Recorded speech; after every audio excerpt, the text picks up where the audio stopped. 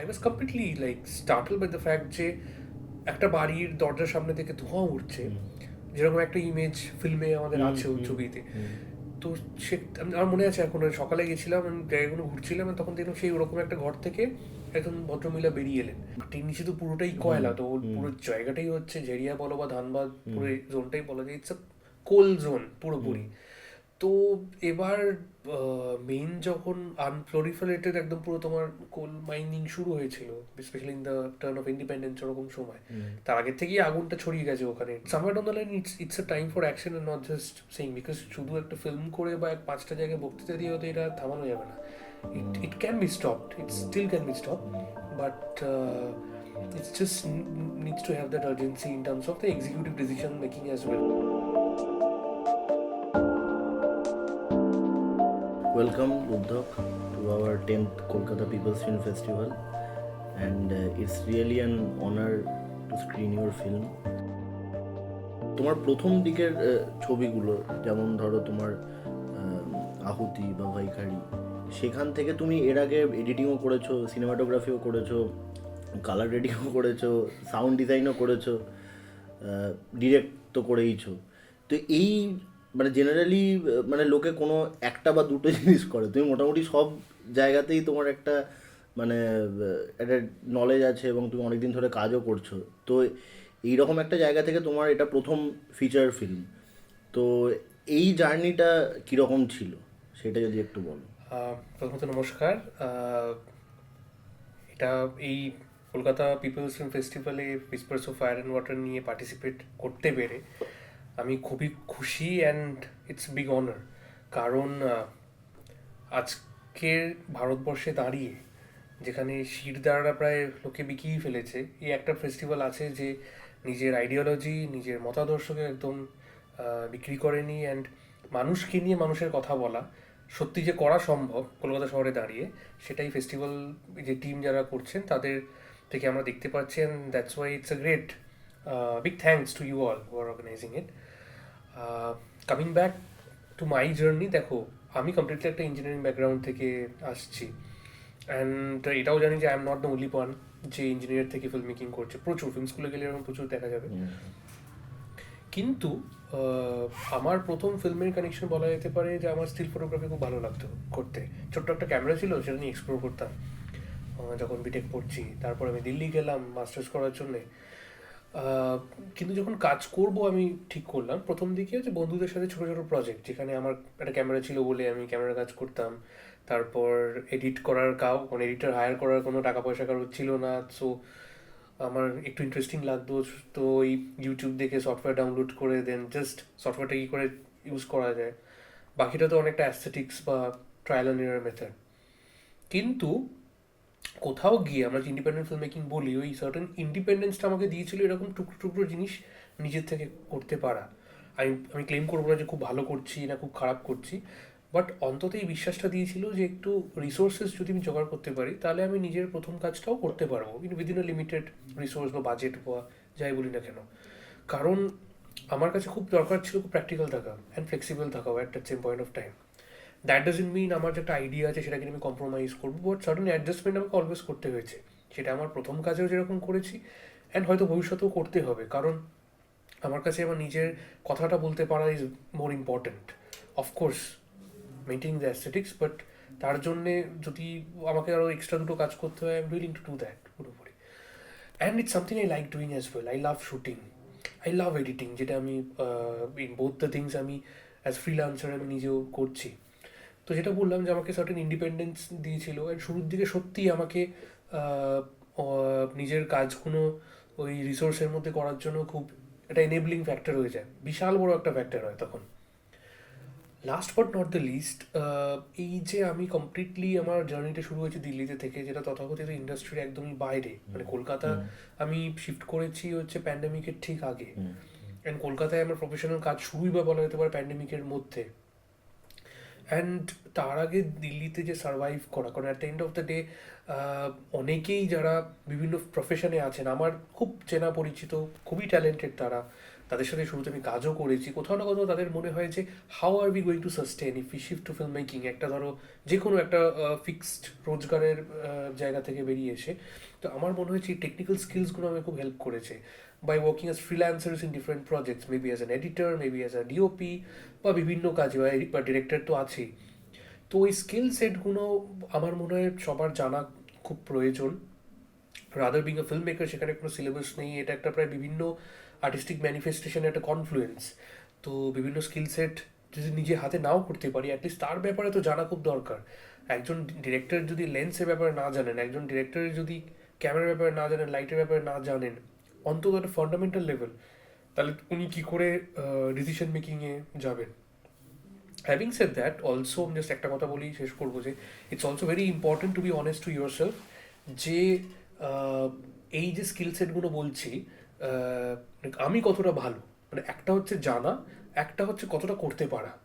কারণ সত্যজিৎ রায় সব পারতেন বলে আমি সব পারবো সেটা কিন্তু একদমই নয়। অ্যান্ড অনেক ক্ষেত্রেই দেখা গেছে একটা মানুষ মাল্টিপল হ্যাটস উইয়ার করতে গিয়ে খারাপ কাজ করেছেন। সো নিজের লিমিটেশনস, উইকনেসও যেরকম জানা দরকার, বাট স্ট্রেংথ যদি থাকে, why not utilise them, specially in a practical world. আবার মানে এটার অনেকে মানে এটা নিয়ে একটা এটা কাউন্টার প্রোডাক্টিভ দিক যারা বলে তারা এরকমও বলে যে মানে অনেক সময় এরকম হতে পারে যে তুমি যদি সব কিছু সম্বন্ধে তোমার জ্ঞান থাকে তাহলে কি কখনো এরকম হতে পারে যে বিশেষ করে যখন তুমি একটা বড় প্রজেক্ট করছো যেখানে তুমি একা সব কিছু করতে পারবে না, তখন কি তোমার একজন প্রফেশনাল সিনেমাটোগ্রাফার বা একজন প্রফেশনাল সাউন্ড ডিজাইনার বা একজন প্রফেশনাল এডিটার তার সাথে কমিউনিকেট করাটা কি ইজি হয় নাকি ডিফিকাল্ট হয়? মানে যেরকম সাউন্ড ডিজাইনারের কথা বলি, যে কোইন্সিডেন্টালি আমি আমার ছবিতে, including Whispers, from Vaikhari to Whispers, প্রত্যেকটা ছবির সাউন্ড ডিজাইনার হচ্ছে সৌগত ব্যানার্জি। অ্যান্ড ওনার সাথে একটা লং টার্ম কোলাবোরেশন এত বছর ধরে একটা চলছে। অ্যান্ড এই এক্সপিরিয়েন্সটা আমার কাছে খুব রিওয়ার্ডিংও হয়েছে। কিন্তু খুব ইন্টারেস্টিংলি এই ছবিতে প্রথম, ফর দ্য ফার্স্ট টাইম আমার নিজের ছবিতে আমি একজন সিনেমাটোগ্রাফারের সাথে আমি কোলাবোরেট করি, কেনেথ সাইরাস। তো আমার এখনো মনে আছে প্রথম দিকে আমার একটুখানি, অ্যান্ড এই ডিসিশনটি আমি আগেই নিয়েছিলাম যে এই ছবিতে আমি ক্যামেরার কাজ করতে চাই না। ডেফিনেটলি যদি মাল্টিপল মানুষের সাথে কোলাবোরেশন করা যায়, তার একটা ইনপুটস আসে। And I also personally believe যে মোর অফেন দ্যান নট ছবিটা কিন্তু আরও তোমার কি বলবো, যে সমৃদ্ধ হয় বিভিন্ন লোকের কন্ট্রিবিউশনে। অ্যান্ড ওইটা একটা তোমার সিনার্জিটিক এফেক্ট করে, যেখানে 1+1 ইজ গ্রেটার দেন 2 হয়ে যায়। ইটস নট যে আমি তার কাজটাও করতে পারছি, কারণ একটা অ্যাস্থেটিক ইনভলভমেন্ট তার মধ্যে চলে আসে। অ্যান্ড আমার মনে হয় যে অ্যাজ এ ডিরেক্টর নিজের ভিশনটা যতটা না চ্যানেলাইজ করা দরকার, ততটাই ইম্পর্টেন্ট হচ্ছে সবার থেকে বেস্ট জিনিসটা বের করে আনা। কারণ ছবিটা ভালো হওয়া সেটা হচ্ছে সবারই উদ্দেশ্য, অ্যান্ড ডিরেক্টরের উদ্দেশ্য তো বটেই। তো সেরকম একটা পরিস্থিতিতে যখন আমি কেনেতের সাথে প্রথম দিকে কোলাবোরেট করছিলাম, আমার কাছে obviously I was not use to probably instructing a DOP যে hold this frame, move the camera in this way, বিশেষ করে ক্যামেরা মুভমেন্টের ক্ষেত্রে, যে কীভাবে যাবো কীভাবে করবো। ফ্রেম তো নয় বলা যেতে পারে, but also just the fact that I have to dictate to someone else was new. And সেখানে আমার মনে হয়েছে আমার ডিওপির তার বিহেভিয়ার, তার way of participation became very important. And প্রথমে যেরকম ও প্রচুর প্রশ্ন করতো আমাকে, তো ইট ওয়াজ লাইক ওকে ঠিক আছে, একটা লেভেল অব্দি উত্তর দিচ্ছি, তারপর মনে হচ্ছে না এত প্রশ্ন কেন, কিন্তু কোথাও না কোথাও আমিও সেই ইম্পর্টেন্সটা বুঝতে পারলাম। অ্যান্ড হয়তো প্রথমে 1-2 দিন একটুখানি আন্ডারস্ট্যান্ডিং, যেরকম হয় যে একটা নতুন যদি একটা ক্রিকেট ম্যাচে যে নতুন যদি দুটো প্লেয়ার ব্যাট করে তার একটু টাইম লাগে, কিন্তু শেষের দিকে দেখা যায় যে জাস্ট আই সিগনালেই that coordination is very much developed. So সেই জিনিসটাই হয়েছিল, and that became very helpful. And I think Kenneth's role became very important in shaping the film, in what the film is, and not just in the how the film was shot, but also in how the color correction and যে আমাদের যে final colour ট্রিটমেন্টটা করা হয়েছিল, বিশেষ করে mines বা the kind of contrast, the kind of look which can it created, completely এটা ওর কৃতিত্ব। কারণ আমার কিছু কিছু আইডিয়াস ছিল যেটা শেয়ার করেছিলাম, but he came up with something exceptional. So definitely যদি এরকম কন্ট্রিবিউশন কারোর থাকে, then it's always much more welcome. But আমি যেটাও মনে করেছি, ধরো এর আগে আমি যখন কাজ শুরু করেছি, কোথাও কোথাও আমার তখন এই রিসোর্সগুলো অ্যাফোর্ড করা ওয়াজ প্রবলি নট পসিবল। সেরকম ক্ষেত্রে আমার কাছে অলওয়েজ ইম্পর্টেন্ট হয়েছিল কাজটা যেন হয়, ভালো কাজ যেন হয়, কম্প্রোমাইজ না করে, কিন্তু কাজটা করাও খুব জরুরি। কারণ কাজটা না করা থাকলে এই প্রত্যেকটাই খাতায় স্ক্রিপ্ট লেখার মতোই হয়ে থাকে, অ্যান্ড সেটা মনে হয় না, মানে আমার কাছে শিখে শিখে মানে করতে করতে প্র্যাকটিস করাটা অ্যান্ড শেখাটা ইজ ভেরি ইম্পর্ট্যান্ট। কিছুটা টেকনিক্যাল কথা হলো, এবার একটুখানি তোমার ছবির দর্শনের দিকে যাই, ফিলোসফির দিকটাতে। আহ, আমার নিজের যেমন মনে হয়েছে যে আহুতি আমি দেখেছি রিসেন্টলি, এবং আহুতি দেখার পরে দেখার আগে একবার হুইসপার্স দেখেছি, আবার দেখার পরে আরেকবার দেখেছি। তো আমার নিজের মনে হয়েছে যে এটা মানে আহুতিরই একটা মানে থিমেটিক একটা কন্টিনিউয়েশন। মানে যেটা তুমি একটা আহুতিতে কিছু হাত আর মাটি, ইট আর মানে একটাই ফ্রেমকে কিছুটা মুভমেন্ট দিয়ে আহ, একটা টপ অ্যাঙ্গেলে রেখে সেখান দিয়ে তুমি দেখাচ্ছ যে বেসিক্যালি কী করে পৃথিবীর ইতিহাস থেকে মানব সভ্যতা হয়ে তারপরে মানে আমার নিজের যেটা মনে হয়েছে, তারপরে আবার কি করে নেচার কাইন্ড অফ রিক্লেম করে নিচ্ছে জায়গাটাকে। মানে এই জায়গাটা, এইটারই তোমার মানে আরও বড় একটা ভার্সান, যেখানে মানুষজন আছে, যেখানে তাদের গল্প আছে, তাদের নিজস্ব ড্রামা আছে, সেটারই একটা রিপ্রেজেন্টেশন আমার মনে হয়েছে whispers of fire and water. আমি কি ঠিক বলছি? মানে তোমার অনেকটাই নিজের কি অনেক মনে হয়? অনেকটাই অনেকটাই ঠিক বলবো। দেখো, আর্টে তো কোনো ঠিক বা ভুল বলে কিছু হয় না, অ্যান্ড এই বিভিন্ন মানুষের ইন্টারপ্রিটেশনটা আমি শুনতে অ্যাজ অ্যান আর্টিস্ট চাই, অ্যাজ আর্ট প্র্যাকটিশনার আমি চাই। অ্যান্ড যদি ফিল্ম, আমাদের ফিল্মটা যদি সেরকম একটা স্কোপ, একটা স্পেস ক্রিয়েট করে দেয়, তো nothing better then that. But এই অ্যাক্ট অফ ট্রান্সফরমেশন বা তুমি যে নেচারের যে ইম্পর্টেন্ট অ্যাসপেক্টটা তুমি বলছো, এটা আমার দুটো কাজেই একটা ভেরি ইম্পর্টেন্ট ক্রাইসিস পয়েন্ট, একটা ভাবনার বিষয়ে, পয়েন্ট অফ কন্টেম্পলেশনও বলতে পারো। And at the end of the day আমি দুটো কাজ করেছি, সো কোথাও না কোথাও কন্টিনিউটি ইন থট বা দর্শন সেটা আছে। কারণ স্পেশালি উইসপার্সের ক্ষেত্রে আমি ওটা আরও পার্সোনাল কাজ আমি বলবো সেখানে compare to Ahuti, because Ahuti was a way of interpreting a certain crisis বা certain state of being or existence বলা যেতে পারে, থ্রু পারফরমেন্স, বিকজ আমার পারফরমেন্স খুব ভালো লাগে, ডিফারেন্ট পারফরমেটিভ মিডিয়াম, বৈখারিও also Indian classical music and ডান্সের একটা অ্যাসপেক্ট নিয়ে করা ছিল। সো এই যে একটা পার্টিকুলার বিষয়বস্তুকে বিভিন্ন মিনস অফ আর্টিস্টিক ম্যানিফেস্টেশনে কী করে আমরা দেখতে পারি, সেটা আমার খুবই কিউরিয়াস আমি, সেটা আমার আর্ট প্র্যাকটিসের মধ্যে আমি রাখতেও চাই। আর সেমভাবে দেখতে গেলে whispers is much more personal film, because ফিল্মে যে ক্যারেক্টার যে জার্নিগুলোর মধ্যে দিয়ে যায়, সেইগুলো অনেকটাই is reflection of my own personal experiences of working in this area, of being there and encountering questions, going through crisis. তো যেরকম পার্সোনাল ক্রাইসিস পয়েন্ট থাকেই পার্সোনাল এক্সপিরিয়েন্স থেকে, কিন্তু একটা লার্জার জায়গা, it's so fragile landscape, and সেখানে গেলে এই, অ্যান্ড নট জাস্ট সেখানে গেলে, আজকাল যদি if there is any aware person, যে সারা দুনিয়ার যে ইম্পর্টেন্ট ইম্পর্টেন্ট ইস্যুসগুলো থাকছে, সে তার মধ্যে ecology and climate is important, because হয়তো আজকে ইমিডিয়েটলি আমায় কোনো এফেক্ট করছে না, বাট করছে, ইমিডিয়েটলিও হ্যাঁ করছে। ইমিডিয়েটলি করলো, মানে অ্যাট ম্যাক্রো স্কেল হয়তো বুঝতে পারছি না যে ঘরের মধ্যে বসে, বাট কোথাও না কোথাও এটার যে একটা ভয়ঙ্কর আকার ধারণ করছে। মানে for example, if I give a very relatable example, আমাদের কলকাতার কথাই মনে করি, 10-12 বছর আগে কতই বা সাইক্লোন হতো। We stay very close to the Bay of Bengal, and now cyclone is just an annual phenomena, বছরে একবার হচ্ছে বা দুবার করে হচ্ছে, সেটা ওয়েস্ট বেঙ্গল স্ট্রাইক করুক বা বাংলাদেশ স্ট্রাইক করুক, এটা কিন্তু বছরে এখন একবারের বেশি দেখা গেছে, লাস্ট এক বছরই দেখা যায় প্রবলি দুবার বা তিনবার একটা সাইক্লোনিক স্টর্ম হয়েছে। সো লাইক এরকম একটা পরিস্থিতিতে দাঁড়িয়ে, আর যখন আমাকে লাইফ ওরকম একটা জায়গায় নিয়ে গেছে, where for any sensitive person like the ecological factors are going to strike you, so I really thought যে আমার পার্সোনাল এক্সপিরিয়েন্স আর a larger social crisis point যদি ইন্টিগ্রেট করা যায়, because that is a very real issue, and that also reflects my state of mind when I'm there. So হ্যাঁ, কি করে মানে গিয়ে পৌঁছালে ওই ঝরিয়া কোল বেল্ট এলাকা? আমার এরকম গ্রামীণ ভারতে বলা যেতে পারে, গ্রাম, এটা যদিও গ্রাম নয়, কিন্তু শহরের বাইরে আমার জার্নি শুরু হয় প্রায় অ্যারাউন্ড 2017 থেকে। বিহার বলো বা UP, Haryana, parts of Rajasthan, and of course ঝাড়খণ্ডে বিশেষ করে 2018 থেকে বহুবার বিভিন্ন কাজে আমি যেতে থাকি। ওই যে ফার্স্টে বলেছি যে I use to also work as a freelancer like camera person, তো বিভিন্ন ডকুমেন্টারি বা বিভিন্ন প্রজেক্টে আমি তখন দিল্লি থাকতাম, বাট বিভিন্ন প্রজেক্টে আমি শ্যুট করতে যেতাম। এরকম একটা প্রজেক্ট হয়েছিল যে যিনি ডিরেক্টর উনি গুরগাঁওতে থাকেন, বাট উনি আসতে পারেননি, আর আমি তখন ঝাড়খণ্ডের একদম প্রত্যন্ত, ঝাড়খণ্ড ছত্তিশগড় বর্ডার প্রত্যন্ত একটা বক্সাইট মাইনিং জোনে আমি যাই, সেইখানে অ্যাকচুয়ালি গিয়ে আমার যে পার্সোনাল ইন্টারাকশনসগুলো হয় মানুষের সাথে, সেখান থেকে I also figured out a sense of alienation in me that came out of my on external gauge. আমি পরিষ্কার বুঝতে পারতাম যে আমি একটা বাইরের আরবান গেজ নিয়ে ওখানে গিয়ে কাজ করছি, অ্যান্ড এই যে টার্মগুলো নিয়ে কথা বলছি, এইগুলো সম্বন্ধে আমি তখন সবে অ্যাওয়্যার হতে শুরুও করেছি। কারণ I have been thoroughly born and brought up in the city, Kolkata, Delhi, and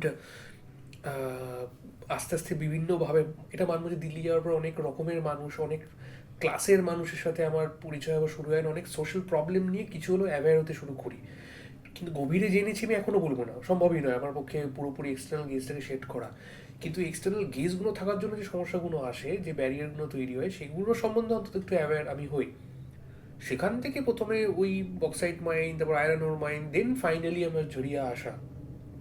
ঝরিয়া এসে এই আগুন আর ধোঁয়া আর এই যে একটা অদ্ভুত বিধ্বংসী নিয়ার অ্যাপোকালিপটিক কাইন্ড অফ ল্যান্ডস্কেপে এসে কমপ্লিটলি আমার প্রায় মাথা ঘুরে যাওয়ার মতো হয়। কারণ I was completely like startled by the fact যে একটা বাড়ির দরজার সামনে থেকে ধোঁয়া উঠছে, যেরকম একটা ইমেজ ফিল্মে আমাদের আছে ওই ছবিতে। তো সে আমার মনে আছে, এখন সকালে গেছিলাম, আমি জায়গাগুলো ঘুরছিলাম, তখন দেখলাম সেই ওরকম একটা ঘর থেকে একজন ভদ্রমহিলা বেরিয়ে এলেন। প্রথমত ওরকম বাড়িতে একটা মানুষ থাকতে পারে সেটা আমি বিশ্বাস করতে পারিনি। And then figure out in many areas in Jharia এটা কিন্তু খুব কমন একটা ফেনোমেনা। এটা কি করে হয় যে মানে যেমন মাইন থেকে ধোঁয়া বেরোয়, এটা তো না হয় ঠিক আছে আমি বুঝতে পারছি, কিন্তু যেটা সিনেমাতে আছে ও যে ঘরের মধ্যে থেকে ধোঁয়া বেরোচ্ছে, এটা জায়গাটা তো পুরোটাই তো হচ্ছে মাইন সংলগ্ন বসতি এগুলো, অ্যান্ড জায়গাটা তো মাটির নিচে তো পুরোটাই কয়লা, তো পুরো জায়গাটাই হচ্ছে ঝেরিয়া বলো বা ধানবাদ, পুরো জোনটাই বলা যায় ইটস আ কোল জোন পুরোপুরি। তো এবার মেইন যখন আনপ্লোরিফারেটেড একদম পুরো তোমার কোল মাইনিং শুরু হয়েছিল, specially in the turn of independence ওরকম সময়, তার আগের থেকেই আগুনটা ছড়িয়ে গেছে ওখানে, কারণ because of topographical other factors. কিন্তু তারপরে যেহেতু এটা কন্ট্রোল করা হয়নি মাইনিংটাকে, so this fire also spread at the same point of time. প্রথমে যদি তোমার কর্পোরেশন থেকে বা যারা এর দায়িত্বে ছিলেন যদি অন্তত রেড ফ্ল্যাগসগুলো দেখে স্টপ করতেন একটা লিমিটেড পর, তাহলে আগুনটা হয়তো এতটা ছড়াতো না। তো it's more like the more you mine in this way, the fire only keep spreading. মানে এই ফায়ারটা কি মানে ন্যাচারালি কম্বাশন হয়ে, এটা কম্পাশনের, একদমই এটা কম্পাশনেরই, ধোঁয়াটা হচ্ছে তার আগের স্টেজ। বা অনেক সময় যে কিছু কিছু এরিয়া ধরো যেমন থাকে না, যে কয়লা যদি জ্বলে তার উপর যদি জল ঢেলে দিই সেটা ধোঁয়া হয়ে থাকে, তো দ্যাটস ওয়াই বর্ষাকালে ধোঁয়াটা আরও বেশি প্রমিনেন্ট হয়। But there are many places যে সারা বছর ধরেই ধোঁয়াটা বেরোচ্ছে, সেটা অনেকটাই হচ্ছে ফায়ারের ঠিক আগের স্টেজ। সো যতটা স্মোকটা বেরোচ্ছে অ্যান্ড কার্বন অ্যান্ড অক্সিজেন মিলে যে কম্বাশনটা হচ্ছে, তার কাছ থেকেই তোমার আগুনের বেরিয়ে আসাটা। আর আগুনের বেরিয়ে আসাটা তখনই হয় যখন ল্যান্ডটা খুব ফ্র্যাজাইল হয়, অ্যান্ড সেখান থেকে তারপর একটা ল্যান্ডস্লাইড মতো হয়। তো দেন পুরো ওই ওই ক্রিভাসের মতো জিনিসটা পুরো বেরিয়ে আসে, এটা বড় ফিশারের মতো পুরোপুরি হয়ে যায়। সেটা একদম শুরুর ফ্রেমে আছে বোধহয়। হ্যাঁ সেরকম আছে, ছবিতে অনেক জায়গাতেই ওটা আছে। অ্যান্ড ওরা সত্যি চাইতাম ইটস যে, কারণ আমাদের ছবিতে যে আগুন বা ধোঁয়ার যে যে জায়গাগুলো দেখানো হয়েছে, অল আর লাইক রিয়েল প্লেসেস, লাইক সেখানে কোনো আলাদা করে আগুন জ্বালানো বা কোনো রিক্রিয়েট করার কোনো প্রচেষ্টাই করিনি, because it's like being closer to the reality and just being there. So যেটা আমাদের ফিল্মের খুব প্রচেষ্টা ছিল, like documentation of the place বলা যেতে পারে একদম। But yes, on the other hand also I want to say যে মানে এই ফিল্মটা has also become an experience of me understanding how fragile the land is, because ছবিটা 2021 সালে শ্যুট হয়, and coincidentally many places where the film was shot, especially the mining zones, they do not exist anymore. আমি এখনো regular যাই ওখানে, and মাইনিংয়ে পুরোপুরি জায়গাটা পুরো পাল্টেই গেছে এখন। সো মোস্ট মানে 90% of the places do not exist anymore. আচ্ছা, এই তো ধরো মানে এরকম একটা জায়গা, সেখানে মানে রিয়ালিটিটাই এটা। এবার তোমার যে ডিসিশন যে এটা নিয়ে একটা তুমি একটা ফিচার ফিল্ম বানাবে, এবং সেইখানে একটা প্রপার ন্যারেটিভ আছে, মানে সেখানে ক্যারেক্টার আছে, তাদের গল্প আছে। তো তুমি যখন ক্যারেক্টারগুলোকে মানে এই ল্যান্ডস্কেপে প্লেস করছো, এই সিচুয়েশনের মধ্যে প্লেস করছো, তখন তুমি ডিসাইড করলে যে একজন সাউন্ড ইনস্টলেশন আর্টিস্ট, যেটা মানে একটা খুবই একটা এসোটেরিক একটা ব্যাপার, যে মানে মানে শহরেই কটা লোক জানে সাউন্ড ইনস্টলেশন আর্ট। মানে কলকাতাতে যদি তুমি আজকে রাস্তায় জিজ্ঞাসা করো র্যান্ডামলি, হয়তো 2%, আমি হয়তো বেশি বলছি, 2% লোক হয়তো জানবে না যে সাউন্ড ডিজাইনার কি সেটাই জানে না। তো মানে এরকম একটা প্রচণ্ড এসোটেরিক একটা প্রফেশন, সেটাকে তুমি এরকম একটা প্রাইমাল জায়গাতে নিয়ে গিয়ে প্লেস করছো। এই মানে এই জায়গাটা, এই ডিসিশনটাতে মানে ওটা ধরো ফটোগ্রাফারও তো হতে পারতো, ধরো ডকুমেন্টারি ফিল্ম মেকার হতে পারতো, সাউন্ড ইনস্টলেশন আর্টিস্ট কেন? আচ্ছা, so one of the first reason যেটা বলবো আমি, এক তো ছিল যে I was always interested in the art of sound and sound installation as well. কারণ আমি কিছু সাউন্ড ইনস্টলেশনস দেখেছি দিল্লি থাকাকালীন, and I was really like মানে মাইন্ড ব্লোন বলা যেতে পারে আমার, যখন আমি দেখেছিলাম, রাদার এক্সপিরিয়েন্স করেছিলাম, দেখেছিলাম বলতে বলা যায় না, যখন আমি শুনেছিলাম, and I was A part of those spaces. And শব্দ বা ধ্বনি ইন ইটসেলফ আমার কাছে চিরদিন খুব ইন্ট্রিগিং, বিকজ আমার প্রথম কাজ যেটা ভেইকেরিও করি সেটাও আটারেন্সেস নিয়েছিল। Ahuti also wanted to really explore sound in a different way, মানে ইন আ থিম্যাটিক ওয়ে বলা যেতে পারে। অ্যান্ড আমার বহু কনভারসেশনস উইথ সৌগতদা ওভার দ্য ইয়ার্স, তো তখন মানে all this contributed to me actually shaping up the sound installation artist as a protagonist. Exactly আমি আলাদা করে কোনো রিজন আমি দেবো না যে কেন শুধু রেকর্ডিস্টই হলো না, কেন ইনস্টলেশন আর্টিস্টই হলো। তার একটা কারণ হচ্ছে যে রেকর্ড করাটা অনেকটাই হয় যে it's a very objective like perspective, যে যেটা আছে সেটা আমি রেকর্ড করে নিয়ে এলাম। কিন্তু in installation there is always a way of expressing, সেটা ইনস্টলেশনে হতে পারে বা একটা সাউন্ড ট্র্যাকও হতে পারে বানানো। এবার আমার কাছে অলওয়েজ লাইক ক্যামেরা মুভমেন্টে বলো বা I love participating. That doesn't mean I completely leave the objectivity part, that is also very important, because objectivity থেকেই সাবজেক্টিভ একটা জার্নি আসে, আমার নিজের এক্সপ্রেশন আসে। অ্যান্ড সেখানে আমি চেয়েছিলাম যে এই ছবিতে একটা অন্তত সাউন্ডের শুধু ক্যাপচারিং নয়, একটা সাউন্ডের একটা এক্সপ্রেশন আসুক। সেখান থেকে আমার একজন ইনস্টলেশন আর্টিস্টের আইডিয়াটাকে নিয়ে আসা। কিন্তু শব্দ নিয়ে যে আমি এক্সপ্লোর করতে চাই, এই আইডিয়াটা আমার প্রথম থেকেই মাথায় ছিল, কারণ and it's a long journey. মানে coming back to first question, I mean this fascination or preoccupation with the idea of sound goes from my first project, and probably this first allowed me to really explore it as a protagonist, like মানে চিহ্নিত করে প্রায় এটা করার সুযোগ পেয়েছি। But এই ফ্যাসিনেশনটা আমার প্রথম থেকেই আছে। আর এসোটেরিক কিনা জানি না, কিন্তু সেই জিনিসটা তো ফিল্মে একটা ডায়ালগ সিকোয়েন্সও আছে যেখানে the character is being asked যে কাজ মানে সংসার বা তোমার লাইফ চলছে কিনা। সো ইয়া, হ্যাঁ, মানে এটা খুব ইন্টারেস্টিং, এরকম একজন প্রোটাগনিস্টকে এনে প্লেস করে এরকম একটা জায়গাতে। সাউন্ড নিয়েই যখন কথা হচ্ছে তখন মানে আরেকটু সিনেমার সাউন্ডটা নিয়ে কথা বলি। তো মানে জেনারেলি মানে সাউন্ড ইনস্টলেশন আর্টিস্ট বা সাউন্ড ডিজাইনার বা ইভেন তোমার আগের সিনেমারও সাউন্ড, মানে ধরো আহুতির যে সাউন্ড ডিজাইনটা, সেখানে মিউজিকের ব্যবহার কিন্তু খুবই কম, ঠিক আছে? মানে তথাকথিত বিজিএম বলতে আমরা যা বুঝি, এইখানে ওখানকার যে সনিক যে ল্যান্ডস্কেপটা, তার মধ্যে মানে অবভিয়াসলি কিছু ট্রাইবাল মিউজিক থাকতে পারে সেই ল্যান্ডস্কেপে, কিন্তু তুমি খুব মানে ভেবে চিন্তে ইউজ করেছো যে তুমি মানে এমন এমন মিউজিক ইউজ করেছো যেটা সেই এরিয়ার নয়, যেটা মানে যেমন তুমি সানাই ইউজ করেছো, যেমন তুমি ভোকাল মানে একটা অদ্ভুত ট্রাইবাল ভোকাল ইউজ করেছো, যেটা মানে আমার শুনে মনে হয়েছে একটুখানি আফ্রিকান বা ওই দিককার tribal, not necessarily our tribal vocals.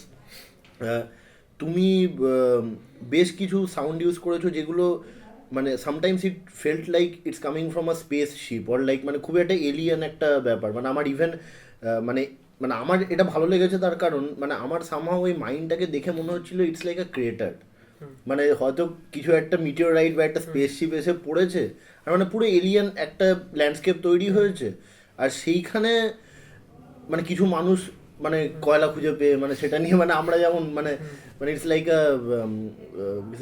দেখছি মানে একটা অদ্ভুত একটা জিনিস হয়ে গেছে, এবার আমরা কী করবো সেটা নিয়ে। তো মানে এই যে ডিসিশনটা যে এমন এমন মিউজিক বা শব্দ ইউজ করা যেটা ওই প্লেস থেকে বিলং করে না, অথচ যেটা ওই জায়গাটাকে একটা অদ্ভুত একটা মাত্রা দিচ্ছে, সেই ডিসিশনটাতে তুমি কি করে পৌঁছালে? It's very good question. কারণ একটা জিনিস আমরা অলওয়েজ চেষ্টা করি যে যে স্পেসকে আমরা ধরো দেখাচ্ছি সেটা যদি সনিক্যালিও যদি ওই স্পেসের এলিমেন্টস দিয়ে আমরা ডিফাইন করতে পারি, ডিফাইন না করতে পারলেও অ্যাটলিস্ট যদি তার সাথে ট্যাগ করতে পারি। কিন্তু আমার কাছে specially a theme like this for me was always universal পুরোপুরি।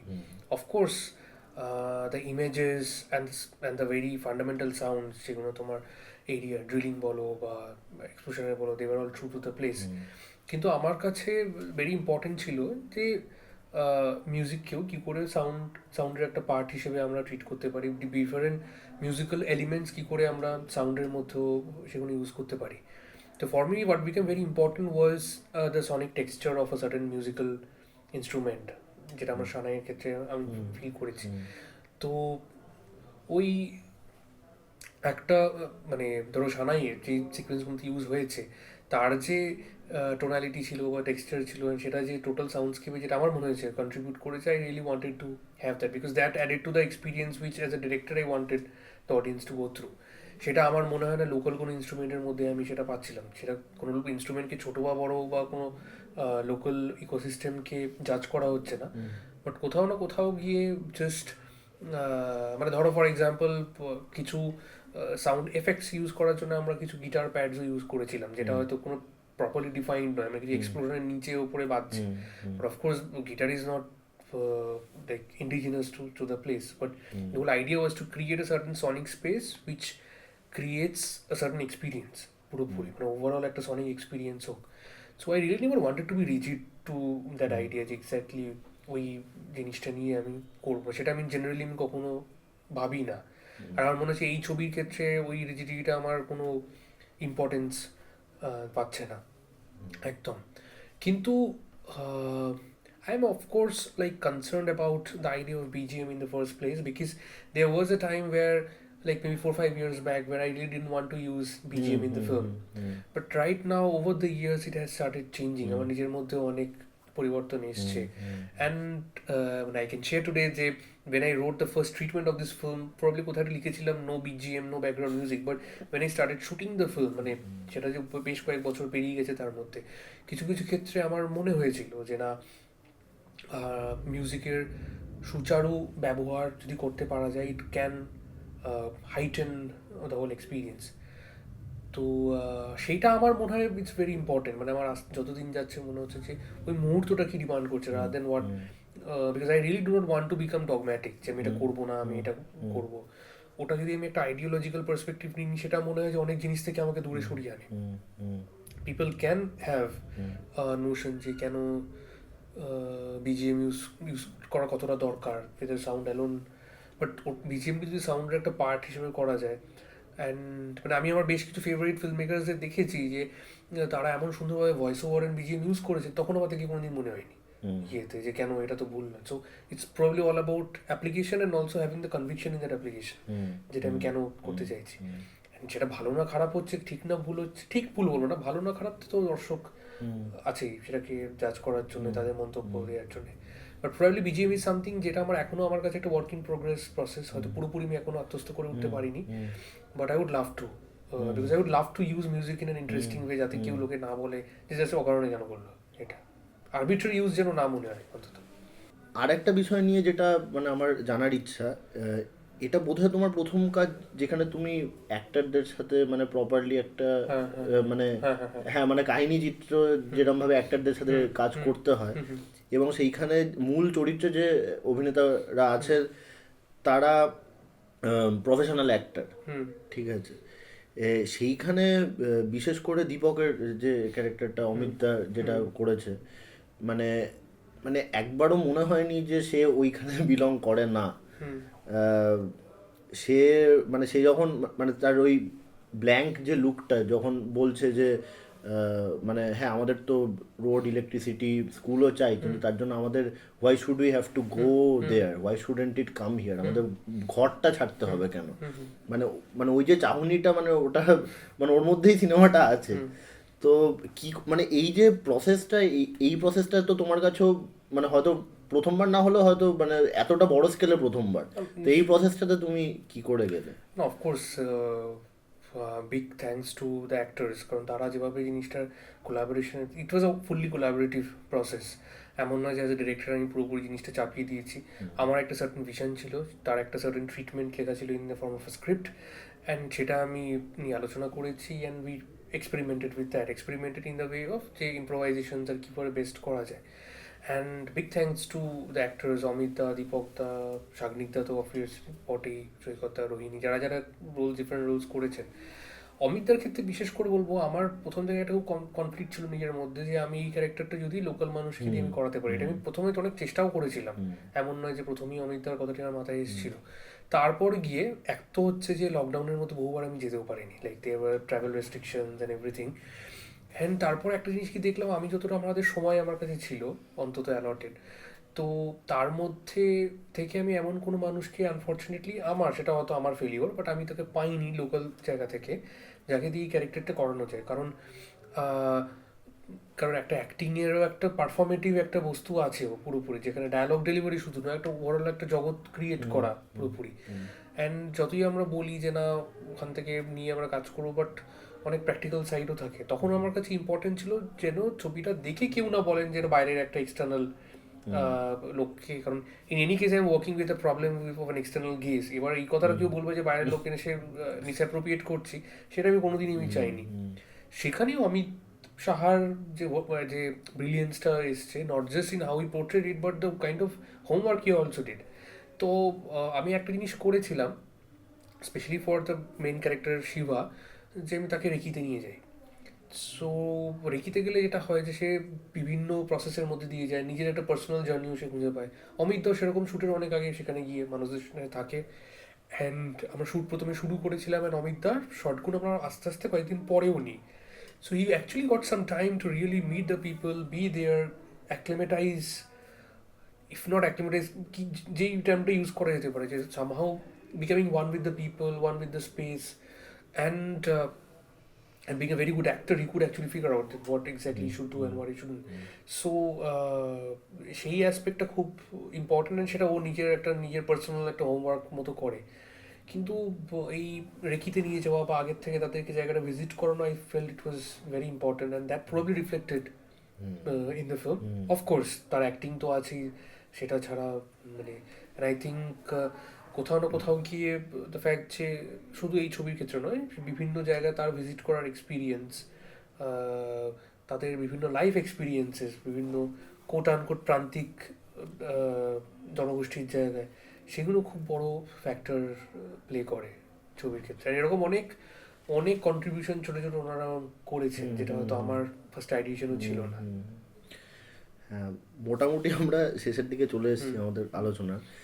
একটা জিনিস আমি সত্যিই জানতে চাই, এবং আমার মনে হয় তুমি এই জিনিসটা নিয়ে অনেক ডিপলি ভেবেওছো, যে এই যে মানে তোমার সিনেমার মধ্যে একটা মানে সময়কে নিয়ে সচেতনতা আছে, যে মানে এই সিনেমাটারও লাস্ট যে ইয়েটা, যে জল বয়ে যাচ্ছে বয়ে যাচ্ছে বয়ে যাচ্ছে, কাট তো আমরা দেখছি ওই সেডিমেন্টারি রকগুলো আছে, যে মানে সময়টা একটার ওপর একটার ঘাড়ে একটার ঘাড়ে একটার ঘাড়ে, মানে মানুষ এসছে, মানুষ চলে যাবে, ইভেন পৃথিবীও হয়তো একদিন চলে যাবে, কিন্তু আমি যদি পৃথিবীটাকেই ধরি, মানুষ চলে যাওয়ার আরো অনেক বছর বাদে পৃথিবী তো থাকবে, ঠিক আছে?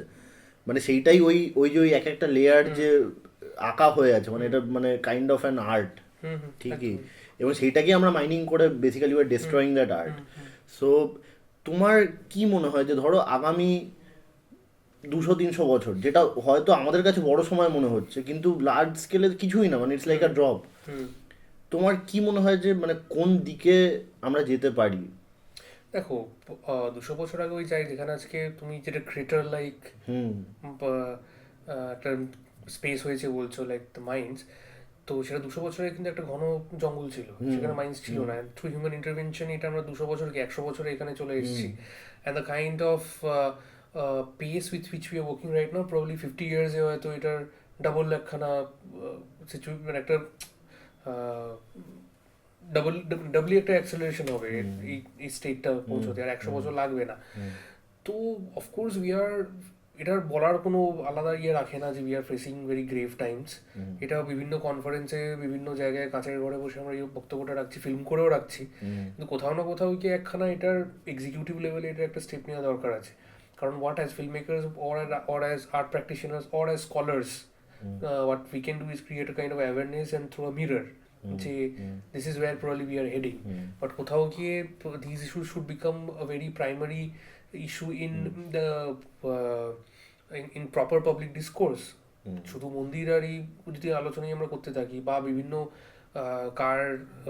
কার পরিবারে কি হয়েছে কার কোথায় কি সমস্যা সেগুলো নিয়ে যদি পেপারে বা মেন মিডিয়া ডিসকোর্স ডিবেট যদি হয় তাহলে তো আসলে ইস্যুগুলো নিয়ে always it's like always brushed aside তো we are obviously facing terrible times আর এগুলো 200 বছর তো অনেক দিন হয়ে যাচ্ছে লাইক আমি 200 বছর কেন বললাম তার কারণ হচ্ছে যে মানে আমার যেটা মনে হয় যা হওয়ার মোটামুটি আমরা আগামী 50-60-100 বছরেই পুড়িয়ে ফেলবো মানে মানে the only way this will stop is that will exhaust তারপরে নেচার কি করে রিক্লেম করতে পারে কেন আমার মনে হয় যে তোমার সিনেমাতে ওই সময় সচেতনতাটা আছে বিভিন্ন সময় মানে আমাদের যদি পুরো আর্থের যদি হিস্ট্রিটাও আমরা দেখতে যাই যে বিভিন্ন সময় কিন্তু the kind of zoological existence got extinct to different calamities বলা হোক বা different ফেনোমেনার মধ্যে দিয়ে গিয়ে কসমিক ফেনোমেনার যাই হোক তো সেরকম একটা সময় তো আসবে আবার and definitely like nature has its own way of recycling so we can only hope এর আগে পাস্ট হিস্ট্রিজ হয়েছে I think even in your film which I really liked সেখানেও তুমি একটা সার্টেন সময়ের কথা তুমি নিজেও উল্লেখ করেছো so somewhere down the line সেই কনসার্নটা কিন্তু আমাদের সবার মধ্যেই আছে একটা সার্টেন আইডিয়া আছে এক্স্যাক্টলি ইন কী ফর্মে সেটা রিক্লেম হবে জানি না বাট প্রবাবলি রিক্লেমের আশায় না থেকে অন্তত যেন জিনিসটা ওই স্টেজে না যায় সেটা আমাদের রোল অ্যান্ড রেসপন্সিবিলিটিতে মধ্যে পড়ে and I can only be hopeful in a way because যদি হোপ না থাকে তাহলে এই আলোচনা করেও লাভ নেই এটা করেও কিছু লাভ নেই although it doesn't seem like a very hopeful space but কোথাও গিয়ে যদি কিছুটা অ্যারেস্টও করা যায় কিছুটা যদি ব্রেকও যদি আনা যায় but somewhere down the line it's a time for action and not just saying because শুধু একটা ফিল্ম করে বা 5টা জায়গায় বক্তৃতা দিয়ে হয়তো এটা থামানো যাবে না it can be stopped it still can be stopped but it just needs to have that urgency in terms of the executive decision making as well কারণ যদি এটা আমাদের ধরো একখানা ইলেকশন হলো যে এই এনভায়রনমেন্টাল ইস্যু নিয়ে পুরোপুরি if that happens anywhere in the world especially in any country where there is a democracy so then I think that will be a major first step forget about taking a decision even that becoming a decision making issue যদি সেটা না হতে পারে তাহলে বাকিটা lip service হয়ে থাকবে and কি করে এটা রিক্লেম হবে সেটা আমি সত্যি জানি না আচ্ছা আমরা মানে একদম শেষ একটা প্রশ্ন দিয়ে শেষ করব তো এরপরে কি ভাবনা চিন্তা চলছে বা আগামী দিনে কি দেখতে পারি আমরা এই মুহূর্তে আমি একটা ডকুমেন্টারি করছি তো যখন তুমি জিজ্ঞেস করলে আমাকে প্রথমে যে why not a documentary but a fiction for this film so coincidentally I discovered a documentary while shooting this fiction rather while doing the final pre production of this fiction তো কিছু ক্যারেক্টার্স জড়িয়াতেই আছেন যাদের কি নিয়ে একটা কাজ আমি develop করছি শুটও শুরু করেছি ওটা করার and I very excited about it because কোথাও গিয়ে ওই স্পেসটার সাথে আমরা আরও আত্মস্থ হওয়া অ্যান্ড এবার রিয়েলি একটা লোকাল মানুষকে নিয়ে কাজ করা পুরোপুরি তার উপর ফোকাস করে অ্যান্ড তার সাথে থেকে জিনিসটা দেখা অ্যান্ড যেটা হয়েছে যে ফিল্মটা যদি আমি এখন প্রায় 2.5 বছর আগে আমি শ্যুট করেছি কিন্তু because I still visit the place also for this work I really saw how the place changed যেটা বললাম যে most of the places do not exist anymore so ওটা আমার কাছে একটা আরও বড় সেলফ রিয়েলাইজেশন বলা যেতে পারে সো ওইটা নিয়ে আমি এখন মেনলি এমফাসাইজ করছি অ্যান্ড ফোকাসও করছি অ্যান্ড